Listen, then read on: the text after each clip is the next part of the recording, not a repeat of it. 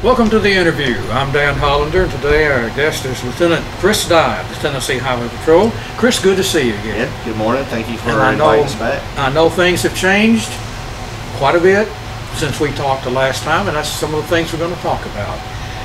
How about texting? We touched on that the last time, but wow, has that ever changed? Our texting with driving is becoming our #1 nemesis out there as far as traffic safety is concerned. What we're seeing is that we're seeing that distracted driving is slowly but surely becoming our #1 focus and concern. Why in the world would people consider doing that? It doesn't make a lot of sense, does it? It doesn't make sense, but what a lot of people look at it is they don't look at it as, they look at almost like a harmless crime. That, you know, they get so proficient, they think that they can multitask as they're driving down the roadway, and they really just truly don't understand the full effects of what distracted driving really entails. Okay. Well, what's being done to decrease these problems? One thing that the legislators have done this year, starting January 1, is that no one is allowed to use a handheld device in any active school zone. Now, what we look at this is the children are present in the school zones. You have a congested amount of traffic. You also have crossing guards and just pedestrian traffic in general. Yeah. So I look at this as maybe a progressional law. That what we're seeing is that no handheld device in a school zone, and maybe that's going to permeate to all drivers. We do know now that if you are under the age of 18 and you're under the intermediate restricted license laws, you're prohibited from being on a handheld device or even talking on the telephone at all. So I just see that they're taking baby steps as we go forward and trying to combat this continual problem. Yeah. And the reasons are, I just wanted to talk to so-and-so, I guess. The things that we see now is that people will tell you, I wasn't texting. They'll have their phone in their hand as they're driving down the roadway, and they'll say that they're listening to music, or they were searching for a playlist that they have, or a GPS. A lot of people are giving the reasons of why they have their phones in their hand and why they're distracted is these, trying to get from point A to point B. What we want people to understand is that yes, texting is against the law. There's no doubt and question about it. But we also have a law that's called due care. And what due care stands for, and it's TCA 558136, and anyone can go and look at this law up. It says, in a nutshell, anything that takes your attention away from driving that causes a hazardous or potential unsafe environment is against the law. So what we're doing is just because you're on your GPS, if you're not maintaining your lane, if you're driving 25 miles an hour in a 55-mile-an-hour speed zone in the left-hand lane, you're creating a hazardous environment. So the law is very specific with texting. The due care law, we have a little bit of flexibility, and if we see an unsafe driver, then we can take an enforcement action against that person. Okay. How about seat belts? That's always been a problem to get people to use them. Is it getting any better, or is it still about the same? I honestly believe that we are getting better. Well, that's a plus. I think our compliance rate is going up, and the way that we judge that is that we look at the work product of our troopers. We look at how much activity they're generating, and what we're seeing is we're seeing a continual decline in traffic tickets issued for seat belts, but we're seeing our compliance rate climb as well, and that's what we truly ultimately want. We want the public to not get tickets. We want them to voluntarily comply and to buy into what we're trying to spread, and that is seatbelt save lives. Yeah. What are some of those excuses? I'm sure you hear a bunch of them. Yeah, most people will tell you that it's a personal choice, that we as law enforcement officers don't have the right to tell them what personal choices they can make as far as seatbelt laws. And the way I look at this is, and not to get into personal choice, but when do we get to pick which laws we obey and which laws we don't obey? And in the state of Tennessee, the law states that if you are an operator of a vehicle or a front seat passenger, no matter what your age is, you must be protected by safety restraints. It's black and white. The law says you must do it, so therefore we enforce it, because ultimately we know by our data and the things that we see consistently throughout our state that if you're wearing a seatbelt and you're involved in a crash, you have a greater chance of not being killed and not being injured as bad as if you were not wearing it. Other than seat belts, how about some way that drivers and passengers can be safer? Well, in feeding kind of off the seatbelt law, Right. anyone who's 18 and above does not have to be restrained by a seatbelt if they're in the back seat. But what we're stressing is that back seat passengers become front seat passengers in a head-on collision. Makes sense. So we want to protect people in the back seat. We want to protect our occupants of the front seat, because what we're seeing is that the rear seat occupants are coming forward and making contact with the front seat passengers.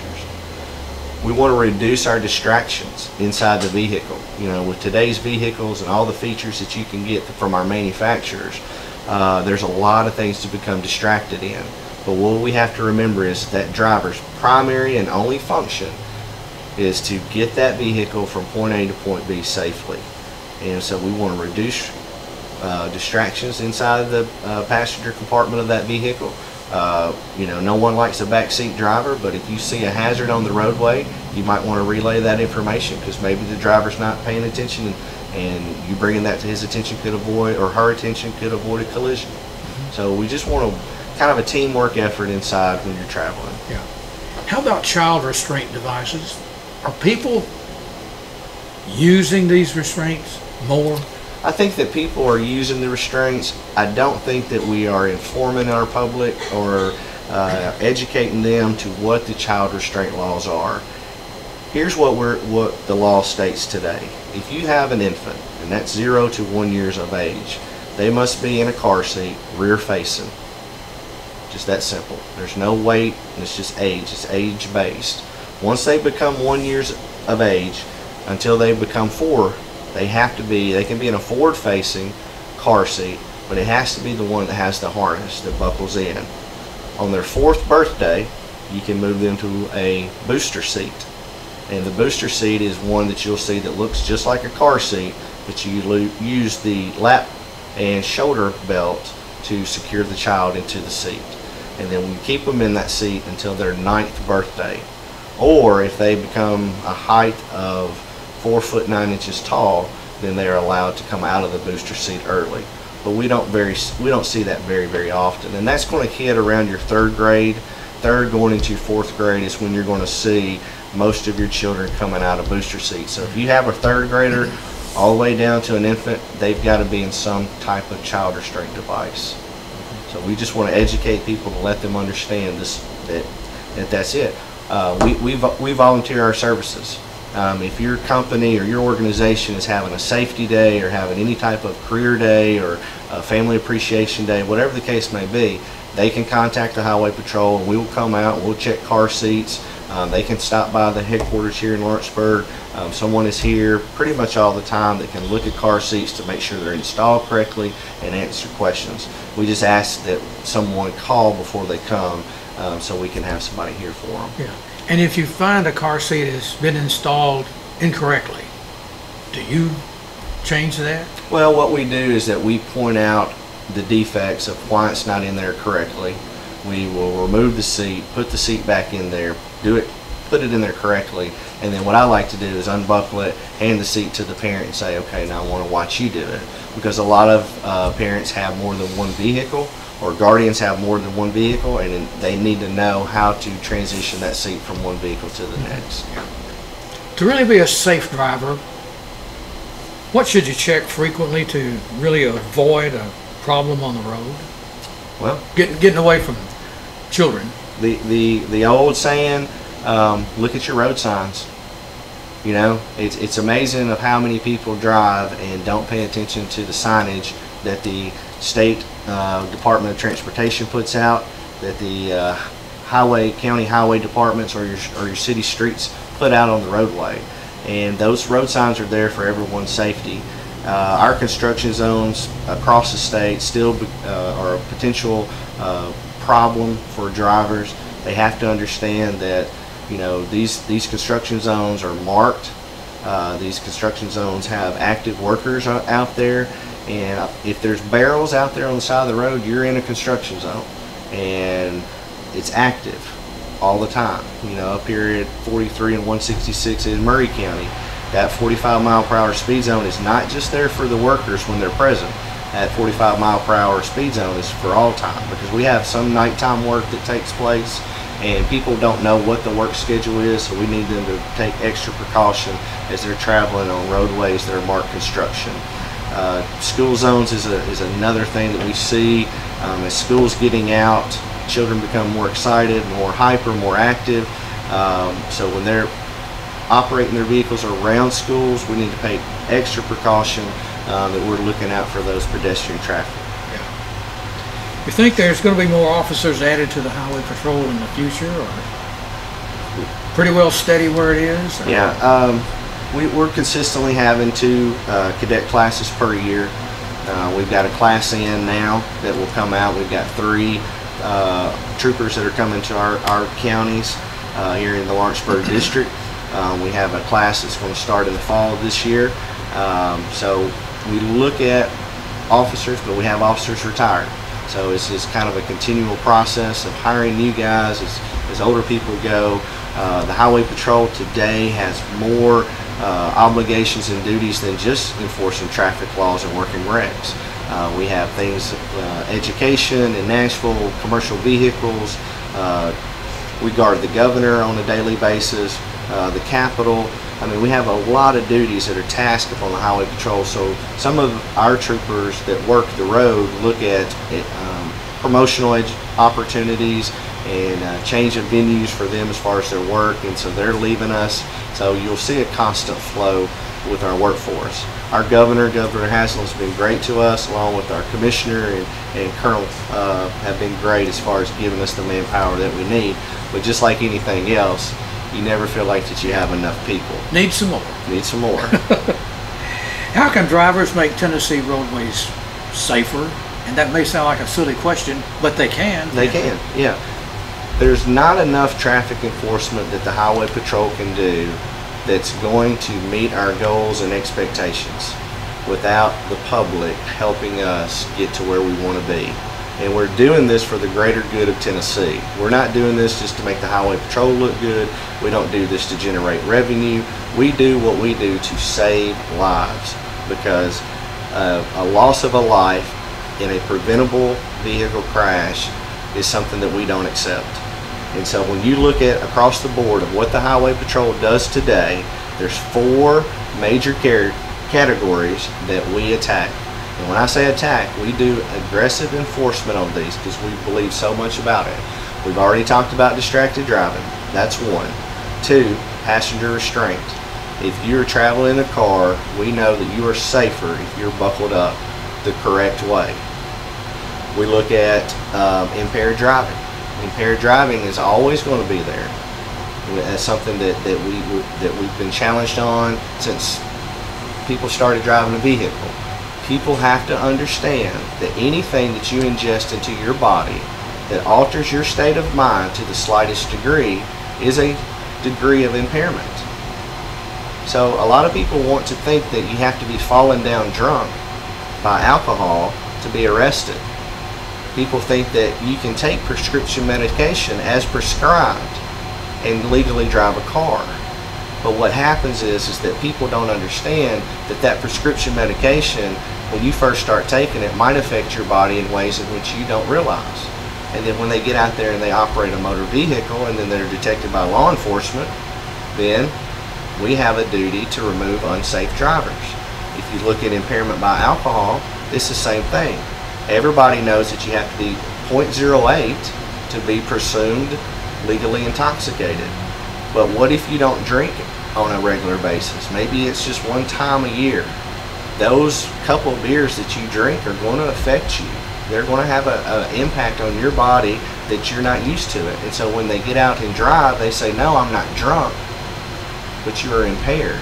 And if you are impaired to the point that you are unsafe to yourself and to everyone else that you come in contact with, then it's our duty as law enforcement officers to remove that unsafe driver.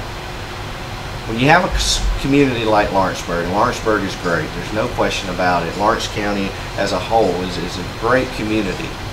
When people make the decision to get out and drink and drive, they're passing your family on the roadway. They're passing their neighbors. They're passing the neighbors' children and grandparents and things like that. And what we look at is that that's preventable, because it's a choice when you drink, and it's a choice when you get behind the wheel of that car and drive. And a lot of people don't even think about that. Well, they get to here's what we've come to a conclusion on. They'll go somewhere and they drink. They have to get back to where they came from, and they don't take extra precautions and extra measures to make sure they have a designated driver. They don't take extra precautions to say, I've got to drive back home from my destination. I probably need to call somebody to come pick me up because I'm not in a clear state of mind. And that's what we want people to realize, that does happen. Any changes you foresee with the Highway Patrol in the future? As most of in the news that was put out, Colonel Tracy Trott is he's reaching his 62nd birthday. We have mandatory retirement at 62, regardless of what rank that you are, and so he is leaving our department in June. The governor and our commissioner announced about 2 weeks ago that Colonel Derek Stewart, who is a lieutenant colonel currently, will take his place. Colonel Stewart and Colonel Trott share the same vision and same goals. I see that we stick with our 4 major factors that are causing people to lose their lives and aggressively enforce those laws. I don't see that changing. As far as the little administrative things or the future and direction, I think that we're going to become more innovative. I think that we're going to stay on this professional track that we've been on. But when at the end of the day, what we look at, we're looking at our fatality rate, because that's our judge on whether this department is successful or we're failing. The citizens and tourists of Tennessee. We look at our fatality rates every single day of how many people we're losing, while we're losing them, what type of vehicles, what time of day, and we're adjusting our enforcement plans to attack those shortcomings of Tennessee drivers.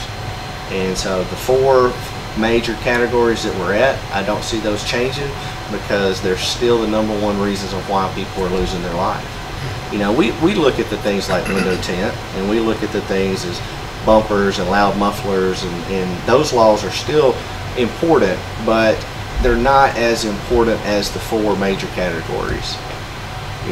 We take these crashes and we do electronic crash reports, and we have analysts that look at these reports, and they tell us these are the reasons of why people are dying.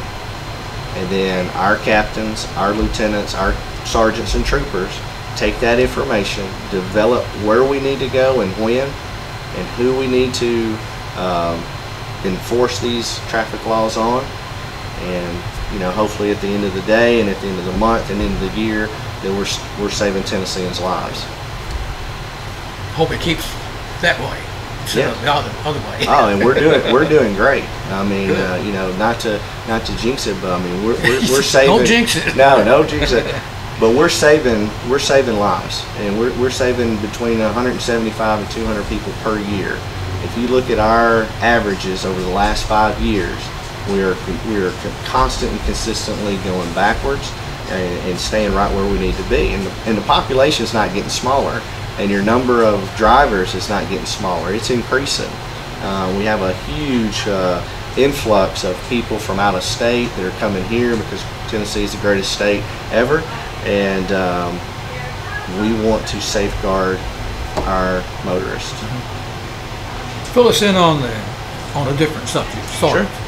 On this Youth and Junior Academy this summer. What is that? What we have is that is new, isn't it? Well, it's a relatively new. We've been doing it for a couple years now, and what we try to do is that we try to get the kids involved in the Highway Patrol.